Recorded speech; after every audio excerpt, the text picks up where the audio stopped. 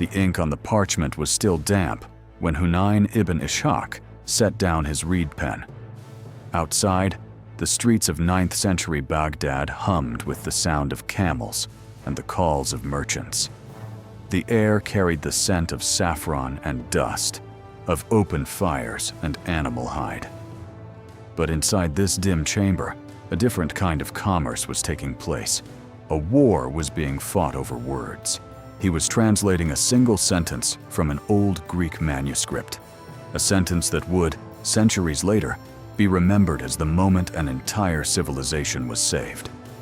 But his name would be erased from that story. You've heard the simplified version before, the one that leaves out the man who made the entire bridge possible, and the price he paid to cross it. Historians often tell us that the knowledge of ancient Greece was lost after the fall of Rome, then rediscovered through Arabic translations in the Renaissance. That story is not wrong, but it is dangerously incomplete. It omits the human engine that drove the entire enterprise. It omits the man who traveled thousands of kilometers across crumbling empires, who compared worm-eaten manuscripts in monastery basements, who wept over a single corrupted passage. His name was Hunayn ibn Ishaq. And if you have ever taken an antibiotic, read a medical textbook, or trusted a diagnosis, you owe him a debt you have never been told about. If that debt surprises you, you are exactly the kind of viewer this channel exists for. Someone who wants to see the full ledger of history, not just the summarized version. Subscribe so you never miss another story about the people whose names were quietly erased from the accounts. And in the comments, drop the word Hunayn if you'd never heard his name before today. I want to know how many of us are meeting him for the first time right now. The official records say that Hunayn ibn Ishaq was a Nestorian Christian physician who became the chief translator for the Abbasid Caliph al-Mutawakkil. He was commissioned to translate the complete works of Galen, the Greek physician whose writings had guided medicine for 6 centuries. But by the 9th century, the original Greek manuscripts were scattered, deteriorating, and often illegible. Many had been copied by scribes who did not understand the language. Errors had compounded for generations. The text had become a game of telephone played across 600 years. Hunayn did not simply retranslate. He traveled across the Byzantine Empire, gathering manuscripts from monasteries and private libraries, from Edessa to Alexandria. He compared versions against each other like a forensic document examiner. He corrected obvious mistakes by cross-referencing passages. And where a word had no Arabic equivalent, he invented one. He created a vocabulary of science that had never existed in his own language. In the margins of one surviving manuscript, a later hand noted that Hunayn had wept over a damaged passage, a single sentence that had taken him 3 months to recover from 4 different manuscript fragments. The Caliph rewarded him generously. The public story ends there. A successful translator, well paid, respected by his patron. But the private story, the one that matters, continues. After al-Mutawakkil's assassination in the year 861, Hunayn fell out of favor almost immediately. His rivals at court, men who envied his access to the Caliph and his fluency in 3 languages, accused him of heresy. The charge was subtle but lethal. They claimed he had altered the sacred texts during translation, that he had inserted Greek philosophy into Islamic medicine, that his work was not translation, but contamination. He was stripped of his position. His library was confiscated, and for a time, he was forced to work in secret, dictating passages from memory to a single trusted scribe in a room with no windows. If you have ever felt that the history you were taught is incomplete, that the names you learned in school were the wrong ones, you know the frustration of being treated as a passive consumer of dates and battles. This is where that feeling becomes a concrete fact. The man who preserved Greek medicine, the man whose translations were later used by European physicians for 500 years, was erased because he was inconvenient. He was a Christian working for a Muslim caliph, translating pagan Greek texts. No single tradition wanted to claim him. Each side let him fall through the cracks of the official record. This is exactly the kind of inconvenient history that gets buried. And if you want to be the one who unearths it, subscribe and join a community that refuses to settle for the clean, sanitized version. In the comments, tell me, which other erased figures do you suspect are hiding in the footnotes of history? Let's start building that list together. Here's what the evidence actually shows. By the time Hunayn finished his work, he had translated 129 works of Galen alone. He also translated Hippocrates, Aristotle, Plato, and Dioscorides. His version of Galen's On the Use of Parts became the standard text in Islamic medical schools from Cordoba to Samarkand. When the European Renaissance began, scholars in Salerno and Toledo did not go back to the Greek originals. The originals had largely been lost in the chaos of the early Middle Ages. Instead, they translated Hunayn's Arabic translations into Latin. The chain of survival ran through him. Without his reed pen and his patient cross-referencing, the medicine of the ancient world would have survived only in fragments and corrupted quotations. But here is the paradox that most people miss. Hunayn's name does appear in some European manuscripts, but it appears as Iohannitius, a Latinized distortion that erased his Arabic identity. Later, scholars assumed Iohannitius was a Greek or Roman author. The very act of translation erased the translator. His name survived, but his story did not. He became a footnote in a footnote, a ghost in the apparatus of scholarship. If you search for his name in a standard history of medicine textbook written before 1950, you will find at most a single sentence, and that sentence will probably be wrong.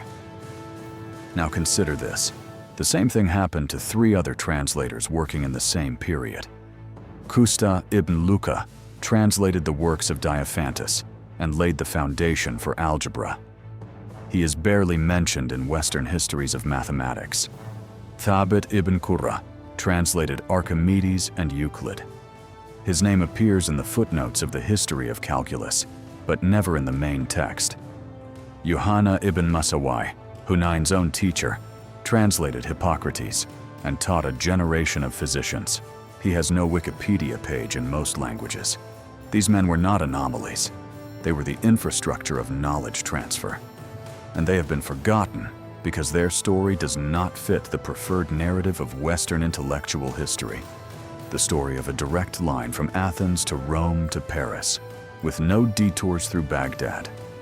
If you have ever wondered why so few people know about the massive translation movement in Abbasid Baghdad, you are feeling exactly what this forgotten principle explains. The standard story of the Renaissance is that Europe rediscovered its own past. That is true. But the discovery was not a recovery. It was a borrowing.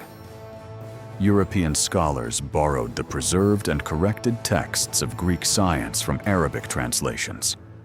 They borrowed the vocabulary that Hunayn had invented. They borrowed the methodology of comparison and correction that he had pioneered, and then they forgot the source of the loan. The principle is this: knowledge survives not through preservation, but through transformation. Every great translation is a reinvention, and the translator who reinvents is always at risk of being written out of the story, because the cultures that inherit the knowledge prefer to believe they found it themselves. Let this sink in. The word alchemy comes from Arabic. The word algebra comes from Arabic.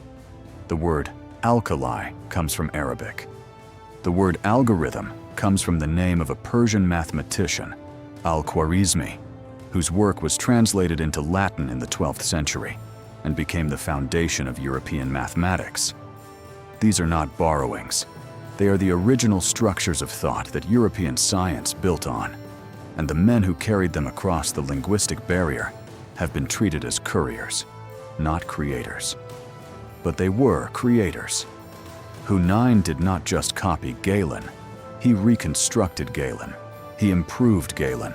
He made Galen comprehensible to a world that had forgotten how to read him. At the 55% mark of this story, you must understand something uncomfortable. The institutional erasure of these translators was not accidental. It was structural. The dominant narrative of Western civilization requires a clean line of descent from Greece to Rome to modern Europe. Any interruption in that line, especially an interruption that credits Islamic civilization with a central role, weakens the ideological claim of exclusive Western inheritance. This is not a conspiracy. This is how intellectual history has been written for centuries by scholars who were themselves products of a particular cultural tradition. They did not deliberately omit Hunayn. They simply did not see him. He was outside the frame of reference. But the evidence is not ambiguous. We have Hunayn's own correspondence. We have the Fihrist of Ibn al-Nadim, a 10th century catalog that lists every translation Hunayn produced. We have marginal notes in surviving manuscripts that document his corrections and his frustrations. We have the testimony of European scholars like Constantinus Africanus, who used Hunayn's translations in the 11th century and acknowledged his debt, though even Constantinus's acknowledgement was later buried by other editors. The physical evidence is clear. The history was written by the winners, and the winners did not speak Arabic. Imagine the scene in a monastery in Salerno around the year 1070. A monk sits in a scriptorium, copying a manuscript he believes to be the work of the Greek physician Galen. The manuscript is actually a Latin translation of an Arabic translation of the original Greek. The monk does not know this. The Arabic translator's name, Hunayn ibn Ishaq, has been changed to Iohannitsius, which sounds classical enough to pass. The monk copies the name faithfully. He has no way to know that the man who saved this text lived in Baghdad, was a Christian, spoke Syriac and Arabic and Greek, and died in obscurity after being accused of heresy by rivals who could not match his skill. The monk is part of the erasure machine, but he is not a villain. He is just working within his own frame of reference. The air in that Salerno scriptorium would have been cold, damp, the smell of old vellum and lamp black, the sound of a quill scratching across a prepared surface. The monk's hand cramps as he reproduces a passage about the treatment of fever. He does not know that Hunayn had debated this very passage with 3 other translators, comparing a damaged Greek codex with a Syriac fragment, and had chosen the reading that saved the therapeutic logic. The monk breathes. He dips the quill. He writes the next word. And Hunayn dissolves further into the shadows of uncredited history. Consider the scale. The total output of the Baghdad translation movement from the mid-8th century to the late 10th century encompassed the complete works of Aristotle, Plato, Galen, Hippocrates, Euclid, Archimedes, Ptolemy, and dozens of others. It represented the largest single transfer of knowledge in pre-modern history. It was funded by caliphs, organized by viziers, executed by a multi-religious team of Christians, Jews, and Muslims working together in the same library. The House of Wisdom in Baghdad, the Bait al-Hikmah, was not a myth.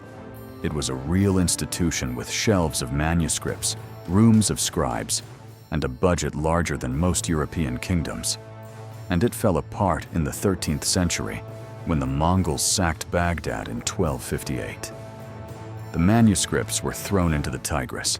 The ink turned the river black. But the translations had already spread. They had traveled to Cairo, to Cordoba, to Toledo, to Salerno. The knowledge had escaped the library before the library burned. The Library of Baghdad burned, but its translations had already spread. And this channel exists to follow those manuscripts as they traveled, to find what else got saved along the way. Subscribe so you're part of the chain that keeps this hidden history alive. And type Iohannitsius in the comments if you'll never look at a medieval manuscript the same way again. That Latinized name is the ghost we just laid to rest. Hunayn's personal story ends in silence. The historical record does not record the date or place of his death. He disappeared from the page. But his translations lived on. The version of Galen that European physicians used until the 17th century was, in large part, Hunayn's version. The vocabulary of modern medicine, terms like cornea, retina, epidermis, was shaped by the Arabic terms he invented, and that Latin translators later adapted. When you look at a medical diagram today, you are seeing the distant echo of a man in a Baghdad room, comparing two damaged manuscripts in a language that was not his first, inventing words so that a dying tradition could be reborn.